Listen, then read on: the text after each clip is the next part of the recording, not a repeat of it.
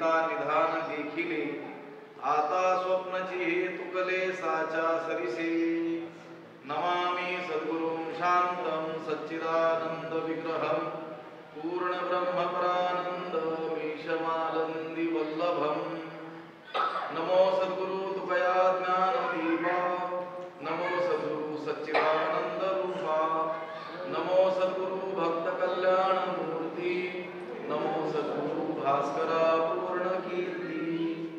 अखंड मंडलाकारं व्याप्तं येन चराचरं, तत्पदं दर्शितं येन तस्मै श्री गुरवे नमः। दयांची केली स्मरण, होय सकळ विद्यांचे अधिकरण, तेची वंदू श्री चरण श्री गुरूंचे, ते नमस्कार आता।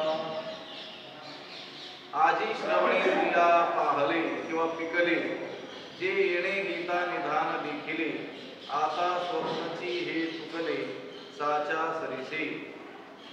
ग्रंथराज ज्ञानेश्वरीच्या चौथ्या अध्यायाचा विचार आज आपण आरंभ करत आहोत आणि या चौथ्या अध्यायातील पहिल्याच क्रमांकाची ही ओवी आहे। या ओवीचा अन्वयाने अर्थ आपण पाहूया। आजी श्रवणेंद्रिया पिकली किंवा पाहले, जे येणे गीता निधान देखिले,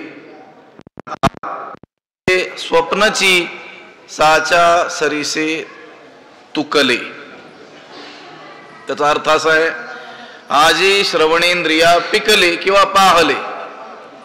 आज श्रवणेंद्रिया म्हणजे कानाला, पिकले हा पाठ घेतला तर सुकाळ झाला, आज कानाला सुकाळच झाला।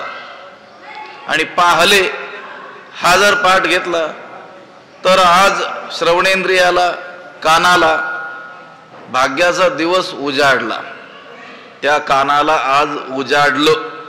कारण अज्ञान अंधकारात असलेल्या या श्रवणेंद्रियाला आज भाग्याचा दिवस उजाडला, किंवा या कानाला आज काय झाला, सुकाळ झाला।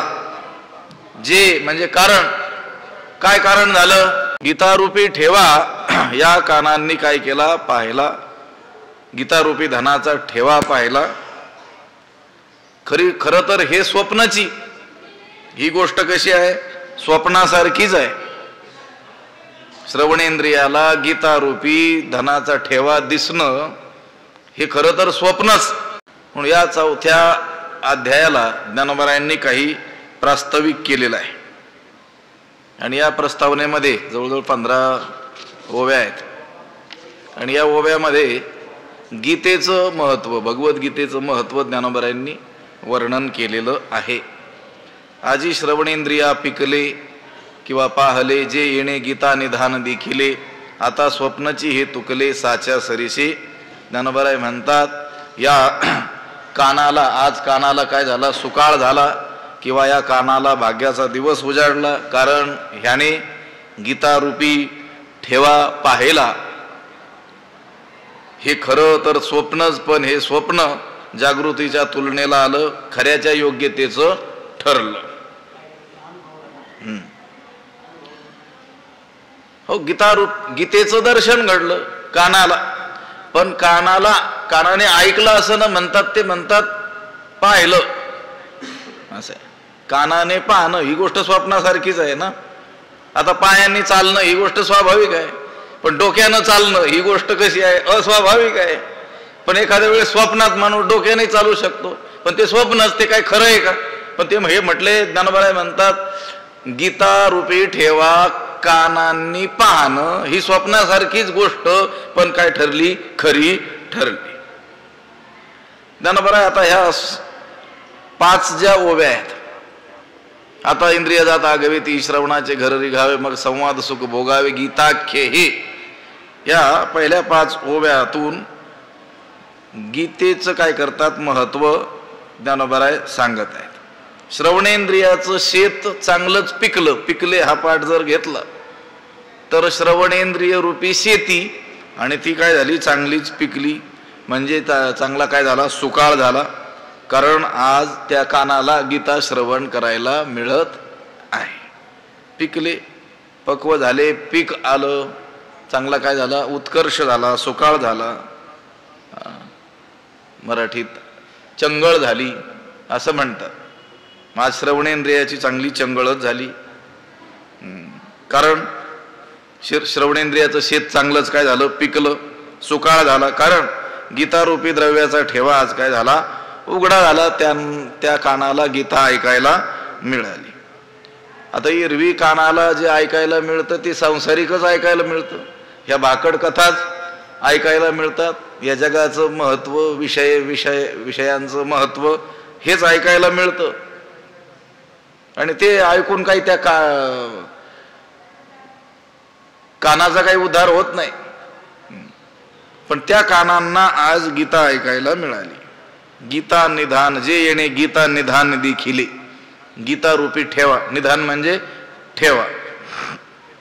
हे पहा, गीताशास्त्र आणि अन्य दुसरी शास्त्र याच्यामध्ये काय आहे, फरक आहे. दुसरी सर्व शास्त्र ही काय करतात, त्या प्रमेयाची सिद्धी करतात.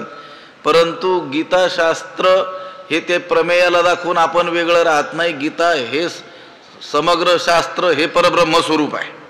शास्त्र वाचे अर्थे फळे मग आपण मावळे, तैसे नव्हे हे सगळे परब्रह्मची. अन्य शास्त्र काय करतात, त्याचा जो सिद्धांत आहे त्या शास्त्राचा त्याला दाखवतात आणि आपण काय होतात, बाजूला होतात. शास्त्र वाचे अर्थे फळे, ते अर्थ दाखवून देतात, आपण बाजूला होतात, मग आपण मावळे. ते शास्त्र काय होतात, निवृत्त होतात. पण गीता हा ग्रंथ किंवा गीतारूपी शास्त्र हे तसं नाही आहे. तैसे नव्हे सगळे परब्रह्मची. म्हणून मज काही आता समर्थने विषय नाही, गीता जाणा हे वाङ्मयी श्रीमूर्ती प्रभूची. ज्ञानोबा म्हणतात आणखी गीतेबद्दल काय बोलावं, काही विषयच मला सापडत नाही आहे. ही गीता म्हणजे भगवंताची वाङ्मयीन मूर्ती आहे. अन्य शास्त्र आणि गीतेमध्ये काय आहे, फरक आहे. गीता ही अनिर्वाच्य आहे, निर्विषय आहे. म्हणूनच तिला काय म्हणतात ज्ञानोबा, हे जे येणे गीता निधान देखील. गीतारूपी ठेवा या कानांना पाहायला मिळाला म्हणून निधान म्हटलं. निधान ठेवा, हा ठेवा काही कोणाच्याही दृष्टीला पडतो का? हे निधान जे असतं, ठेवा जो असतो, अमूल्य असलेला ठेवा जो असतो, तो काही सहसा कोणाच्याही दृष्टीचा विषय होत नाही. आता पाताळामध्ये, जमिनीमध्ये काय असतात, द्रव्याचे ठेवे, साठे असतात. पण ते काही सगळ्याला दिसतात का? नाही. जे पाताळीचे निधान, दाविल कीर अंजन परी व्हावे लोचन पायाळाचे. तो मनुष्य पायाळू असावा लागेल, पुन्हा त्याच्या डोळ्यामध्ये ते दिव्यांजन घालावं लागेल. त्यावेळेस ते पाताळीचं निधान त्याच्या दृष्टीचं काय होईल, विषय होईल. आता आपण त्या ठेव्यावरून अनेक वेळेस जात असू, परंतु आपल्याला दृष्टीला पडतो का तो ठेवा? नाही पडत. हा त्या एखाद्या व्यक्तीच्या पूर्वजांनी खूप मोठी संपत्ती मिळवून ठेवलेली आहे. कुठं? त्या जमिनीतच पुरवून ठेवलेली आहे. ते घर, त्याच्यावर घर बांधलेलं आहे. आणि हा कसा निघाला? दुर्दैवी, भाग्यहीन, करंटा जन्माला आला. त्याला आपल्या पूर्वजांनी ठेवलेल्या ठेव्याचं ज्ञानच नाही आहे. निदैवाच्या परिवरी लोह्या रुतलिया हाती सहस्रवरी, परितेथ बैसोनी उपवास करी का दरिद्रीची. तो दरिद्री माणूस तिथंच बसून उपवास करतो. उपवास करतो म्हणजे एकादशी सोमवार असं नाही करत. खायलाच मिळत नाही म्हणून उपाशी राहतो. आणि तिथं लोह्या रुतलिया हाती सहस्रवरी, हजारो सुवर्ण मुद्रा तिथंच पुरून ठेवलेले आहेत. पण हा दुर्दैवी आहे, त्याला काय नाही, त्याचं ज्ञान नाही. म्हणजे ठेवा किंवा निधान हे काही सहसा कोणाच्याही दृष्टीचा विषय होत नाही. गीता काय आहे म्हटले, ठेवा आहे. कारण ही मोक्ष देणारी आहे. गीता शास्त्र काय देणार आहे? मोक्ष देणार आहे. जे श्रवणे पाठे अर्थे गीता नेदी मोक्षारवते, जैसा समर्थदाता कोणाते नास्ती न म्हणे. ज्याप्रमाणे समर्थ असलेला दाता कोणालाही नाही म्हणत नाही, त्याप्रमाणे ही गीता मोक्षा आरवते नेदी. मोक्षाहून दुसरं काही देत नाही, मोक्षच देते. श्रवणे पाठे अर्थे, तिथं श्रवण करा, पाठ करा किंवा अर्थ जाणण्याचा काय करा, प्रयत्न करा, अर्थ जाणा. सगळ्यांना काय फळ? मोक्ष हेच फळ. समर्थ दाता कोणा ते नास्ती न म्हणे. समर्थ जर दाता असेल तर तो कोणाला नाही म्हणत नाही. समर्थाची पंक्ती भोजने, तळील्या वरिल्या एकची पक्वान्ने, तेवी नाही पठणे मोक्षुची लाभे. श्रवण करा, अर्थ जाणा, पठन करा गीतेचं, त्याला काय प्राप्त होतो? मोक्षच. असं नाही की श्रवण करणाऱ्याला वेगळं फळ, त्याचं पाठ करणाऱ्याला वेगळं फळ, अर्थ जाणणाऱ्याला वेगळं फळ, नाही, सगळ्यांना एकच फळ. उदाहरण काय दिलं? समर्थाची पंक्ती भोजने. समर्थ पुरुष जो आहे त्याच्या घरी जर पंगत असेल जेवणाची तर तळील्या वरिल्या, तळील्या म्हणजे तळमजल्यावरच्या, आणि वरिल्या म्हणजे वरच्या मजल्यावर बसलेले लोक, त्या सगळ्यांना एकची पक्वान्ने. तळील्या म्हणजे तळलेल्या पापड्या भजे नाही. तळ मजल्यावरील म्हणजे खालच्या मजल्यावर बसलेले असतील, कोणी वरच्या मजल्यावर बसलेले असतील, कोणी अंगणात बसलेले असतील, त्या सगळ्यांना एकची पक्वान्ने. पण कोणाच्या? समर्थाची पंक्ती भोजने. तो मनानेही कसा असला पाहिजे? मोठा असला पाहिजे.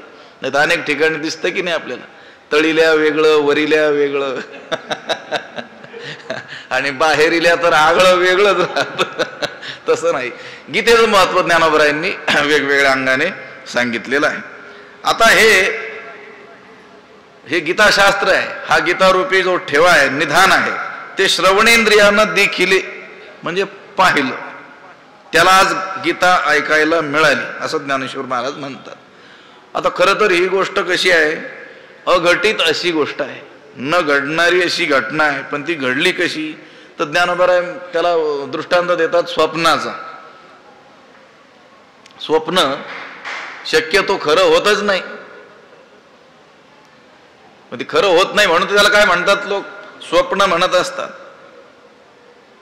वस्तुतः स्वप्न हे सदा मिथ्याच असतं, ते सहसा खरं होत नाही. ना तरी प्रबोधलीये वेळे स्वप्नीची दिंडी मावळे.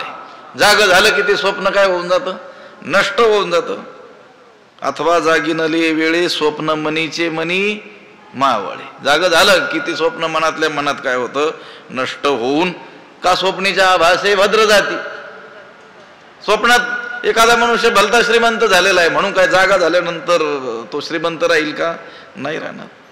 स्वप्नीचे राज्य का मरण नो हे हर्ष शोकासी कारण. स्वप्नामध्ये राज्य प्राप्त हो किंवा स्वप्नात मृत्यू आपला हो, ते काही हर्ष शोक करून देण्याला कारण ठरत नाही, कारण ते खरंच असतं. म्हणजे खरं नसतं, खोटंच असतं. परंतु ज्याप्रमाणे एखादं स्वप्न खरं ठरावं, एखादं स्वप्न, त्याप्रमाणे ही नवलाईची गोष्ट घडलेली आहे. कोणती? श्रवणेंद्रियाला गीता श्रवण करायला मिळाली. ही काही सोपी गोष्ट आहे का? गीताशास्त्र कानाने ऐकायला मिळणं ही काही सामान्य गोष्ट नाही. अनंत जन्मीचं पुण्य उदयाला यावं लागत असेल त्यावेळेस भगवंताच्या मुखातून, प्रत्यक्ष भगवंताच्या मुखातून निघालेले शब्द आपल्याला श्रवण करायला मिळतात. नाही तर जगात काय लोक नाहीत का? अनेक लोक आहेत. बरं, भौतिक दृष्टीनं विचार केला तर ह्या भौतिक भाग्यानं देखील ते काय आहेत? भाग्यवान आहेत, संपन्न आहेत. पण त्यांना गीता श्रवण करायला मिळते का? नाही मिळत. ज्ञानोबराय म्हणतात पण आम्हाला ती गीता कानाने ऐकायला मिळाली. हे काय घडलं? अघटितच घडलं, स्वप्नासारखंच घडलं. इथंच ज्ञानोबराय सांगत असतील की नाही श्रोत्यांसमोर? त्यांच्या समोर असलेले जे श्रोते आहेत, निवृत्तीनाथादी जे संत पुरुष आहेत आणि जे कोणी सामान्य श्रोतेही असतील, त्यांना ते सांगतात की तुम्हाला गीता ऐकायला मिळते आहे. ही काही सामान्य गोष्ट नाही. ही कशी आहे? हे स्वप्नाप्रमाणे आहे. पण कसं स्वप्न? जे खरं ठरावं असं स्वप्न. स्वप्न सहसा मिथ्याच असतं, पण एखाद्या वेळेस काय होतं? स्वप्न खरं खरं होतं. असं आहे. अनेक लोकांची स्वप्न खरी झालेली आहेत. पुराणांमध्ये काय आहे? उदाहरण आहे. आपणही एखाद्या व्यक्तीचं दर्शन स्वप्नात करतो आणि दुसऱ्या दिवशी अचानकच तो आपल्या समोर उभा राहतो आणि मग आपण म्हणतो अरे कालच मी स्वप्नामध्ये तुझा विचार केला होता किंवा तुला पाहिलं होतं, तुला भेटलो होतो. ज्यावेळेस स्वप्न पाहतो आणि जागृतीत येतो त्यावेळेस आपण ठरवतो की हे स्वप्न काय आहे? मिथ्या आहे. पण स्वप्नामध्ये ज्या गोष्टीचं दर्शन आपण केलं, ज्या गोष्टीची अनुभूती घेतली, जर जाग झाल्यानंतर ती जर प्रत्यक्ष असेल तर आपल्याला काय वाटतं? नवल वाटतं, आश्चर्य वाटतं. आता स्वप्नाची हे तुकले साच्या सरीसे. तुकले म्हणजे तुल्य झालं, बरोबरीला आलं.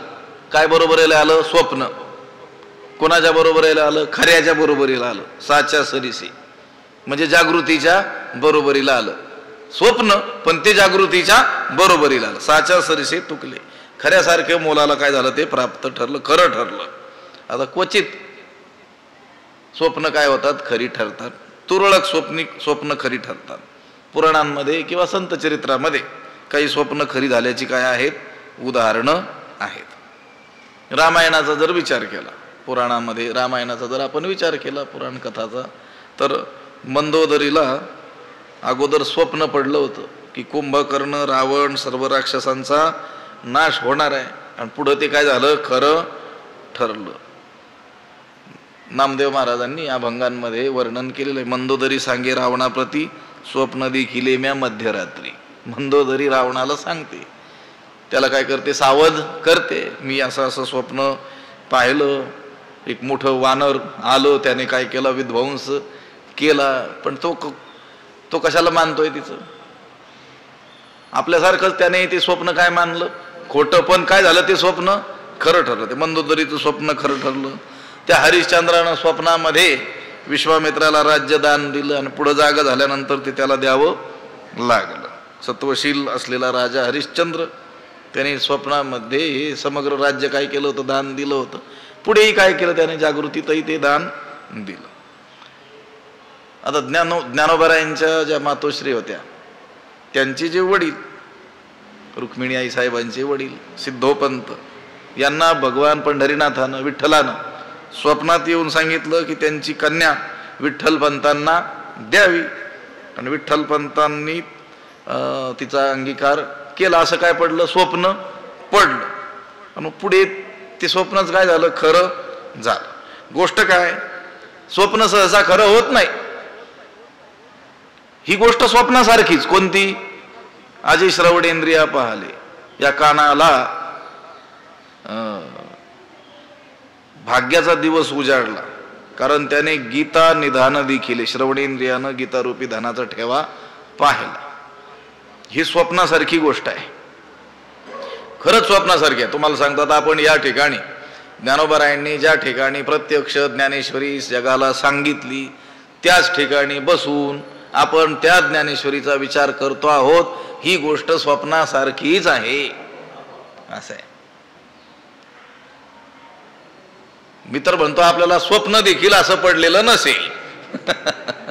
स्वप्नासारखी म्हणण्याच्या अगोदर थोडा आणखी अलीकडचा विचार करू. स्वप्न जर पडलं असेल तरी देखील काय म्हणायचं? भाग्यच म्हणायचं. स्वप्नातही आपण ज्या गोष्टीचा विचार केलेला नसेल, पण आज ती प्रत्यक्ष घडते आहे की नाही, मग काय म्हणावं लागतं अशा गोष्टीला? की आमचं भाग्य उदयाला आलं, हे अघटितच घडलं. लक्षात आलं का? ज्याचा कधी आपण विचार केलेला नाही, किंवा फार झाला असेल तर स्वप्न पाहिलं असेल. ज्ञानोबारायांच्या सन्मुख बसून आपण ज्ञानेश्वरीचा काय करू? विचार करू. हे काय केलं असेल? आपण स्वप्न पाहिलं असेल, आणि ते स्वप्न काय झालं? खरं झालं. आजे श्रवणेंद्रिया पाहले, जे येणे गीता निधान देखिले. आता स्वप्नाची हे तुकले साच्या सरीसे. श्रवणेंद्रियाला हे गीतारूपी निधान पाहायला मिळणं ही गोष्ट स्वप्नासारखी. ज्ञानोबारायांनी अनेक ठिकाणी असा विचार केलेला आहे की असं सगळं काही घडू शकतं, पण या गीतेचा विचार होणं काय आहे? महा कठीण काम आहे. पण तरी देखील तो माझ्याकडून घडतो आहे. ज्ञानोबा स्वतःच सांगतात, एरवी तरी मी मूर्खू, जरी झाला अविवेकू, तरी संत कृपा दीपकू सोजवळू असे. तसं पाहिलं तर ते म्हणतात मी काय आहे? मूर्खच आहे, अविवेकीच आहे, पण माझ्यावर मात्र संतांची काय आहे? कृपा आहे. अविवेकी आहे, मूर्ख आहे, आणि असं असून तुम्ही गीतेवर भाष्य करायला प्रवृत्त कसे झाला? गीतेवर भाष्य कसं काय करू शकता? ते म्हणतात माझ्यावर संतांची काय आहे? कृपा आहे. संत कृपेनच हे काय होत आहे? शक्य होत आहे. नाही तर ही गोष्ट कशी स्वप्नासारखीच. गीतेवर मी भाष्य करावं हे माझ्या दृष्टीनं कसं स्वप्नाप्रमाणेच, पण तरी देखील ते स्वप्न सत्यात उतरलं, सत्याच्या बरोबरीला आलं. आजी श्रवणेंद्रिया पाहले जे येणे गीता निधान दिखिले, आता स्वप्नाची हे तुकले साच्या सरीसे. तिथं पाहले किंवा पिकले असे दोन्ही काय आहेत, पाठ आहेत. पाहले म्हटलं तर उजाडलं, या कानांना काय झालं आज उजाडलं, त्यांनी काय केलं गीता निधान पाहिलं देखिले.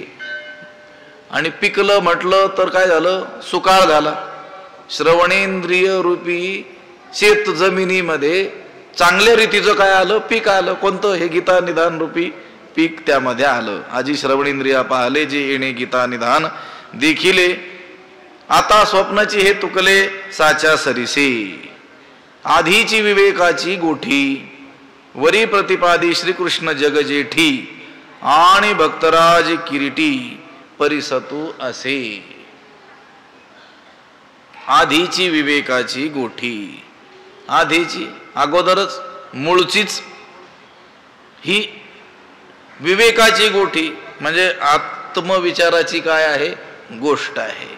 अध्यात्मज्ञानाची काय आहे ही कथा आहे. गोठी म्हणजे गोष्ट, कथा, विषय. गीतेचा विषय काय तर विवेक, ज्ञान, आत्मानात्म विचार, अध्यात्म ज्ञान ही कथा आहे. पण कशाची कथा आहे अध्यात्म ज्ञानाची, विवेकाची कथा आहे. हे पहा रामायण ही कथा आहे, पण कोणती कथा आहे रामकथा आहे. भागवत ही कथा आहे, कृष्ण कथा आहे. अनेक अनेक चरित्र, अनेक अनेक ग्रंथ ही हे त्या त्या देवी देवतांच्या काय आहेत कथा आहेत, त्या त्या महापुरुषांच्या काय आहेत कथा आहेत. भगवद्गीता ही सुद्धा कथाच आहे. गोठी म्हणजे गोष्टच आहे, पण कशाची गोष्ट आहे विवेकाची गोष्ट आहे. आम्ही म्हटलो होतो कधीतरी हेही चरित्रच आहे. रामायण म्हणजे रामचरित्र, भागवत म्हणजे श्रीकृष्ण चरित्र, त्याच्यात श्रीकृष्णांच्या लीलांचं वर्णन. रामायणामध्ये प्रभू श्रीरामचंद्रांच्या लीलांचं, पराक्रमाचं, यशाचं वर्णन. आणि भगवद्गीता ही सुद्धा कथा आहे. कोणाची तुमची आमची. हे सुद्धा चरित्र आहे. कोणाचं हे तुमचं आमचं, त्याच्यात वर्णन आहे. कोणाचं तुमचं आणि आमचं म्हणजे आपल्या स्वरूपाचं वर्णन आहे. आधीची विवेकाची गोठी वरी जगजेठी श्रीकृष्ण प्रतिपादी. जगजेठी जगत श्रेष्ठ श्रीकृष्ण प्रतिपादी तिचं प्रतिपादन करत आहे. आणि ऐकणारा कोण आणि भक्तराजू किरीटी परिसत असे. आणि भक्तराज भक्तांचा राजा भक्तोत्तम अर्जुन ऐकत आहे. या ओवीत 3 गोष्टी सांगितल्या. काय सांगितलं गीतेचा विषय काय आहे, गीतेचा वक्ता कोण आहे आणि गीतेचा श्रोता कोण आहे हे सांगितलेलं आहे. अनेक वेळेस काय होतं, अनेक वेळेस विषय श्रेष्ठ असतो पण वक्ता जेमतेम असतो. विषय अध्यात्मज्ञान पण वक्ता कोण, वक्ता गोष्टी सांगणारा.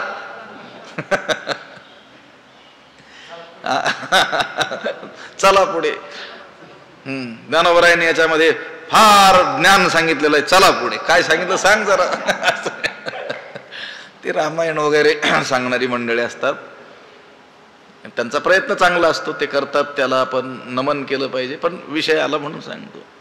नाथरायांनी काही अध्यात्माचा विचार तिथं सांगितलेला असेल, त्यांना तो उलगडून दाखवता नाही आला की ते म्हणतात नाथराय खूप खोल गेलेले आहे त्याच्यामध्ये, चला पुढे. असं विषय श्रेष्ठ असतो, सांगणारा जेमतेम.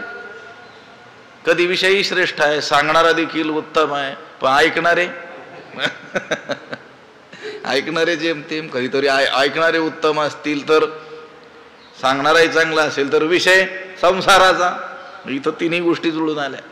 विषयही श्रेष्ठ आहे, ते प्रतिपादन करणारा तो वक्ता तोही जगजेठी जगत श्रेष्ठ. जगत त्याच्या एवढा कोणी मोठा नाही. कृष्णम वंदे जगत गुरुम, सामान्य गुरु नाही, जगाचा गुरु. पण ऐकणारा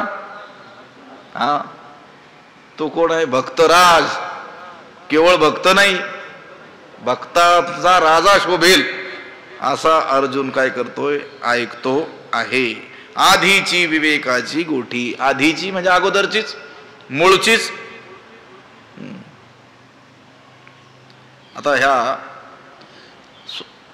आता स्वप्नाची हे तुकले साच्या सरशी सांगितलं ना, ही स्वप्नासारखीच गोष्ट पण ती खऱ्यात उतरली. अहो आता हे भगवद्गीता, हे शास्त्र, ही विवेकाची गोष्ट भगवंत सांगतोय, भक्तराज अर्जुन ऐकतो आहे. आणि ते जे काही भगवंतानं सांगितलं, अर्जुनानं ऐकलं, ते आपल्याला ऐकायला मिळतंय. ही स्वप्नासारखीच गोष्ट आहे, पण ही तुकले, हे स्वप्नाची हे तुकले साच्या सरीसे. आधीची विवेकाची गोठी, गोठी म्हणजे गोष्ट, कथा, विषय, उपदेश वगैरे. या ठिकाणी गोठी शब्दाचा अर्थ कल्पित कथानक किंवा गोष्ट जी व्यवहारात सांगितल्या जाते, दृष्टांत सांगितला जातो, असा अर्थ इथं नाही आहे. तर गुरुनं शिष्याला जे ज्ञान सांगायचंय ते ज्ञान किंवा तो बोध, त्याला इथं गोठी या शब्दानं म्हटलेलं आहे. जयाची गोठीची ऐकत खेवो, आघवा संसार होय वावो, बळिया नित्यता लागे येवो आपण पिया. जयाची गोठीची ऐकत खेवो. पाठीमाग आता अध्याय संपवताना ते गुरु शिष्यांची गोठी, पदपिंडाची गाठी, तेथ स्थिर राहुनी नुठी कवणे काळी, शेवटच्या ओव्यामध्ये सांगितलं की नाही, तिसऱ्या अध्यायाच्या. गुरु शिष्यांची गोठी, गुरु शिष्यामध्ये जो संवाद होतो. आता गुरु शिष्यात संवाद काय व्यवहाराचा होईल का? व्यवहाराचा संवाद करणारे गुरु शिष्य नाही घ्यायचे इथं. नाही तर होतो संवाद, होत नसेल तर कसं आहे, अनेक गुरु शिष्यांची भांडणं देखील होत असतील. पण ते गुरु शिष्य समोर नाही आणायचे. कोणते गुरु शिष्य? सद्गुरु निवृत्तीनाथ महाराज, ज्ञानेश्वर माऊली, असे गुरु शिष्य. आता जगद्गुरु तुकाराम महाराज, त्यांना गुरुस्थानी मानणारे निळोबाराय, निळोबारायांसाठी भेटायला आले होते की नाही तुकोबाराय, त्यांच्यात जो संवाद होईल ते गुरु शिष्य. किंवा पुराणांमध्ये अनेक प्रसिद्ध असलेल्या गुरु शिष्यांच्या जोड्या आहेत, ते गुरु शिष्य, त्यांच्यामध्ये होणारा जो संवाद त्याला काय म्हणायचं? गोठी. आधीची विवेकाची गोठी ही भगवद्गीता काय आहे? अगोदरच मूळचीच विवेकाची गोष्ट आहे म्हटले. कथा आहे, पण अध्यात्म ज्ञानाची काय आहे? कथा आहे. विवेकाची म्हणजे सारासार विचाराची ही काय आहे? गोष्ट आहे. आत्मानात्म विचाराची ही गोष्ट आहे. नित्य वस्तू विवेक म्हटलंय, त्याची काय आहे? गोष्ट आहे. विवेक, विविच्यते इति विवेकः, पृथक्करणम विवेकः. पृथक्करण ज्यात केलं जातं त्याला काय म्हणतात? विवेक म्हणतात. खरं काय, खोटं काय, नित्य काय, अनित्य काय, सत्य काय, असत्य काय, त्याज्य काय, ग्राह्य काय, याचा विचार जेथे केला जातो त्याला काय म्हणतात?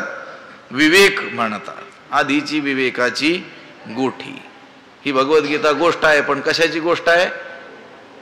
एखाद्या राजाच्या पराक्रमाची गोष्ट नाही आहे. आठपाट नगर होता अशी ती गोष्ट नाही आहे. विवेकाची काय आहे? गोष्ट आहे.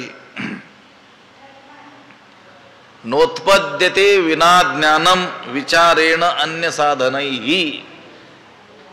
ज्ञान हे विचाराशिवाय उत्पन्न होत नाही कोणत्याही दुसऱ्या साधनांनी. यथा पदार्थ भानम ही प्रकाशेन विना क्वचित. पदार्थाचं ज्ञान हे ज्याप्रमाणे प्रकाशा वाचून दुसऱ्या कशाने होत नाही, त्याप्रमाणे ज्ञान हे विचाराशिवाय उत्पन्न होत नाही. आत्मानात्म विवेकेन ज्ञानम भवति निर्मलम. आत्मानात्म विचार केला तरच निर्मळ ज्ञान काय होतं? प्राप्त होतं. त्या विचाराची गोष्ट म्हणजे ही भगवद्गीता आहे. विचार करायचा सांगितलेला आहे. क्षणक्षणाची करावा विचार, तरावया पार भवसिंधू. पण हाची विचार सांगितलं. विचारा वाचून काही कोणी राहतं का? सतत काय चालू आहेत त्या विचारामुळे तर झोपाही येत नाही अनेकांना. तो विचार नाही आहे खरा तर. काय आहे तो? अविचार. अविचारम परित्यज्य. अविचाराचा काय करा म्हटले? परित्याग करा. आणि काय करा, हा सद्विचार करा. काय काय विचार करा, क्षणक्षणा हाची करावा विचार, हाच विचार करा.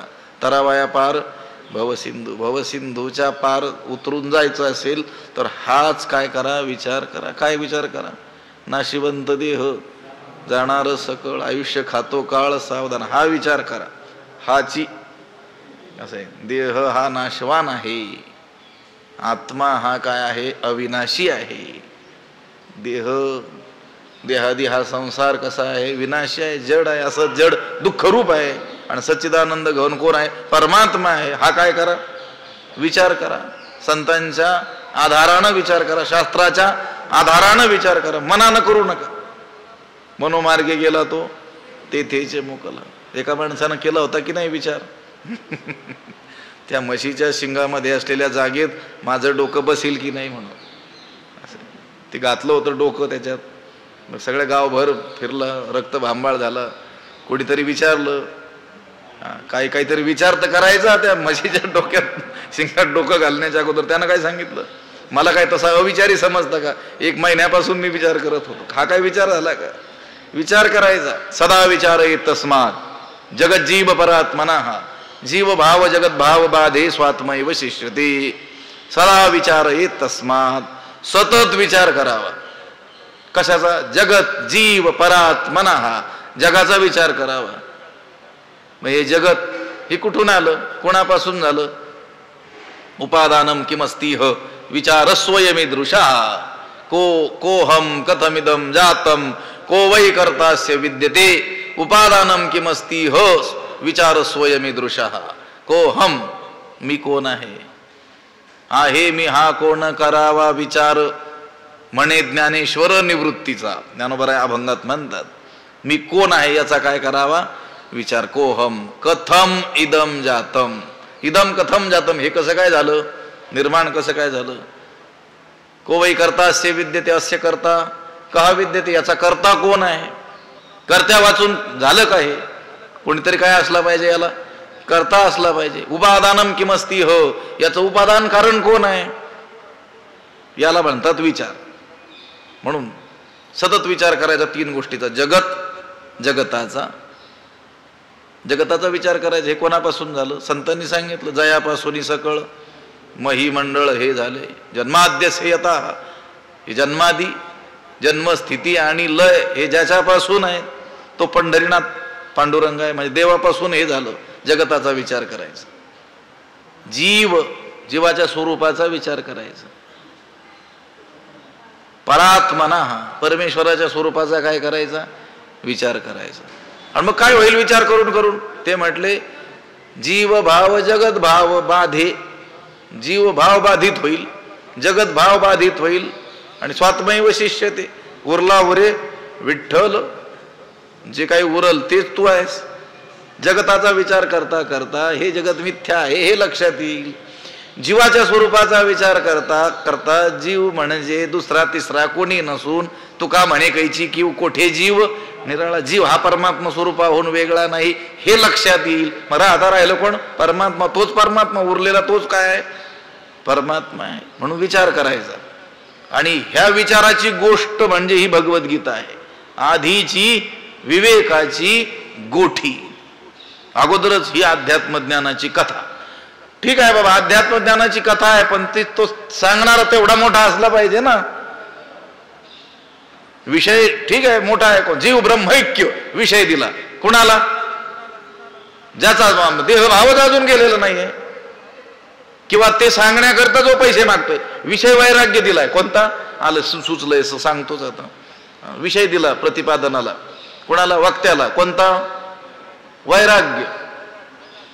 आणि त्याने सांगितलं येईल मी व्याख्यानाला, पण आधी द्या 50. काय डोंबल्याचं वैराग्य सांगेल का. आधीची विवेकाची गोष्टी ठीक आहे, ही भगवद्गीता म्हणजे विचाराची गोष्ट, आत्मानात्म विचाराची गोष्ट. पण ती सांगणारा कोण आहे, वरी प्रतिपादी श्रीकृष्ण जगजेठी. ती कोणाच्या मुखातून आलेलं आहे तेही महत्वाचं ना. काय सांगतो यापेक्षा तो कोण सांगतो हेही काय आहे महत्वाचं आहे ना. नाहीतर मग अनधिकारी माणूस आणि सांगतोय काय? जीव ब्रह्मैक्य सिद्धांत सांगतोय, किंवा सर्व विषयाभिलाषा मनामध्ये असताना सांगतोय, वैराग्याची गोष्ट सांगतोय, त्यागाचा विचार सांगतो. ते सांगतात गमतीनं म्हणून सांगतो, लोकांना सांगतात ये सब कुछ माया है, मोह है, मिथ्या है. विचारलं कोणीतरी, गुरुजी ये सब माया मिथ्या मिथ्या है, मोह है, क्या करे? त्याग दो. मग त्यागल्यानंतर हमे दो. असं आहे की नाही? पण इथं गोष्ट विवेकाची आहे आणि सांगणारा कोण आहे? वरी त्यावर आणखी कडी, म्हणजे गोष्ट विवेकाची, मूळचीच विवेकाची गोष्ट, आणि त्यावर सांगणारा प्रतिपादी श्रीकृष्ण जगजेठी. जगजेठी श्रीकृष्ण प्रतिपादी, जगत श्रेष्ठ असलेला श्रीकृष्ण तिचं काय करतो आहे? प्रतिपादन करतो आहे. स्वमुखे आपण सांगे तो श्री विष्णू. श्री गीता हा प्रश्न अर्जुनीशी.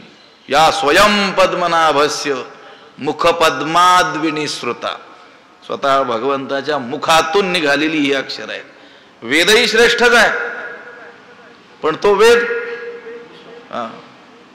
त्या घोरण्यातून निघालेला आहे. घोरणं कुठं असतं? झोपेत. आता काही लोक जागेपणी घोरत असतील, त्याला काय करावं आपण? पण सहसा घोरणं झोपेत. झोपेत म्हणजे त्या घोरण्यावर याचं नियंत्रण आहे का? शेजारी सांगतात ए घोरू नकोस, तो म्हणतो मी कुठं घोरतो? कारण त्या घोरण्याचं ज्ञान त्याला नाही आहे. सहज त्याच्याकडून ते घोरण्याची क्रिया होते. वेद एवढे श्रेष्ठ, पण ते सुद्धा त्याच्या घोरण्यातून त्या जयाची निश्वासी जन्म झाले वेदराशी. आणि असा तो परमात्मा स्वमुखानं जागेपणी विचारपूर्वक काय करतोय? त्या अर्जुनाला सांगतोय. वरी प्रतिपादी श्रीकृष्ण जगजेठी. म्हटलं ठीक आहे, विषयही श्रेष्ठ आहे, सांगणारा तर जगात सर्व श्रेष्ठ आहे, पण ऐकणारा? दुर्योधनाला सांगितलं का? नाही. तिथं होता की नाही दुर्योधन? त्याला सांगायला काय झालं? तो अनधिकारी होता. भले विषय श्रेष्ठ असेल, सांगणारा श्रेष्ठ असेल, पण जर ऐकणारा अनधिकारी असेल तर उपयोग काय? उपयोगच नाही. सगळी कथा सांगितली, मग तो म्हणतो रामाची सीता कोण होती? असा जर महापुरुष असेल ऐकायला तर काय करायचं? ते म्हणतात तसं नाही. आणि भक्तराज किरीटी परिसतू असे. आणि भक्तांचा राजा अर्जुन ऐकतो आहे. तो कोण आहे? भक्तांचा राजा आहे. पुन्हा ज्ञानोबरायांनी म्हटलं अगा परिस्नेयाच्या राया ऐके बापा धनंजया. हे धनंजया, अर्जुना तू कोण आहेस? परिस्नेयाच्या राया. ऐकणारे जे आहेत, जगात सर्वश्रेष्ठ ऐकणारे म्हणून ज्यांची ख्याती आहे, त्यांचाही तो कोण आहे? राजा. इतकं चित्त एकाग्रपूर्वक काय करतो आहे? तो ऐकतो आहे. बरं, बुद्धिमानही आहे, भक्त आहे, भक्त राजा आहे. ठीक आहे, एखादा सद्भावना असलेला मनुष्य ऐकायला येऊ शकतो, पण त्याची प्रज्ञा तेवढी नसेल तर विषय श्रेष्ठ असून आणि वक्ता श्रेष्ठ असूनही उपयोग होणार नाही. भले तो भक्त आहे, चांगल्या निर्मळ हृदयाचा आहे, पण जो विषय तो वक्ता सांगतोय ते ग्रहण करण्याची क्षमता त्याची नसेल तर, आणि श्रोता दुश्चित तरी वितुळे मांडला रसू, किंवा त्याचं चित्त दुसरीकडे गेलं असेल तर तो रस मांडलेला काय होऊन जातो? वितळून जातो. हा भक्तराज आहे आणि ज्ञानी आहे आणि श्रद्धाळू तर आहे, तरी परियेसी प्राज्ञा. तू आस्थेचीच संज्ञा, बोललेली गोष्टीची अवज्ञा निर्णसी करू. बोललेल्या गोष्टीची अवज्ञा तू करू जाणत नाहीस. तू कोण आहेस? आस्थेचीच संज्ञा. प्रत्यक्ष श्रद्धा तुझ्या रूपानं काय झालेली आहे? प्रकट झालेली आहे. अनुष्ठीसी काय वाणी सांगावयाची. भगवंत म्हणतात तू ऐकतोस. हे अर्जुना तू ऐकतोस आणि ऐकून काय करतोस? त्याप्रमाणे वागतोस. म्हणजे ऐकतो आणि ऐकतो असं आपण सांगितलं होतं नाही? काही लोक ऐकतात, ऐकतच नाहीत. लोक म्हणतात आमची मुलं आमचं ऐकतच नाही. बहिरी थोडीच आहेत ती, कानाने ऐकतात पण त्याप्रमाणे वागत नाहीत. अर्जुना तू परिससी, तू ऐकतोस, ऐकून घेतोस स्थिर चित्तानं आणि पुन्हा परिसोनी अनुष्ठिसी, आणि त्याप्रमाणे काय करतोस, वागतोस, तर मग आम्हाला सांगण्याचा दुष्काळ का करावा, आम्ही सांगण्याबद्दल कंजूशी का करावी. उलट भगवंत म्हणतात की आम्ही अशा माणसाची वाट पाहत असतो, पण आम्हाला असं कोणी भेटतच नाही असं विचारणार. दुसरेच भेटतात, दुसरंच काहीतरी सांगणार किंवा गाराणी करणारे लोक काय करत असतात, भेटत असतात. प्रज्ञाकांत म्हटलेलं आहे, प्रज्ञा पृथ्वीचा रावो म्हटलेला आहे, शब्दतत्व सारज्ञा म्हटलेलं आहे. असा महाबुद्धिवान तो आहेच. आणि कसा आहे, भक्तराजू, भक्तांचा राजा आहे. आधीची विवेकाची गोठी, वरी प्रतिपादी श्रीकृष्ण जगजेठी आणि भक्तराज किरीटी परिसत्व, असे तीन गोष्टी जुळून आल्या. विषयही श्रेष्ठ, सांगणारा जगात श्रेष्ठ, ऐकणारा भक्तांचा राजा. हे कसं घडलं, पुढे ओव्यामध्ये ज्ञानोबराय सांगणार आहे. जैसा पंचमाला पुसुगंधू परिमळू आणि सुस्वादू, तैसा भला झाला विनोदू कथेचा ये. पण त्याचा विचार उद्या करूया. पुंडलिक वरदा हरी.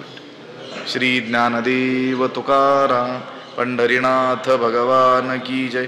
माऊली ज्ञानेश्वर महाराज, जगद्गुरु तुकाराम महाराज की जय.